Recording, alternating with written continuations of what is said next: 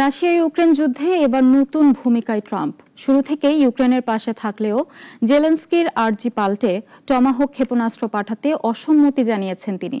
তাই শূন্য হাতে হোয়াইট হাউস থেকে ফিরেছেন ইউক্রেন প্রেসিডেন্ট। বিস্তারিত জানাচ্ছেন শাশ্বতী সরকার। ইউক্রেন যুদ্ধের শুরু থেকেই ইউক্রেনের পাশে ছিলেন মার্কিন প্রেসিডেন্ট ডোনাল্ড ট্রাম্প, দিয়েছেন সামরিক সহায়তাও। তবে হিসেবের খাতা পাল্টে এবার জেলেনস্কিকে অস্ত্র দিতে অসম্মতি জানিয়েছেন মার্কিন প্রেসিডেন্ট। রাশিয়াকে প্রতিহত করতে যুক্তরাষ্ট্রের কাছে টমাহক ক্রুজ ক্ষেপণাস্ত্র চেয়েছিলেন ইউক্রেন প্রেসিডেন্ট ভলোদিমির জেলেনস্কি, তবে শূন্য হাতেই ফিরতে হয়েছে তাকে। বরং যুদ্ধ থামাতে ইউক্রেনকে রাশিয়ার সঙ্গে চুক্তি করতে বলেছেন মার্কিন প্রেসিডেন্ট। বলেন উভয় পক্ষের বিজয় দাবি করা উচিত এবং রক্তপাত থামানো উচিত।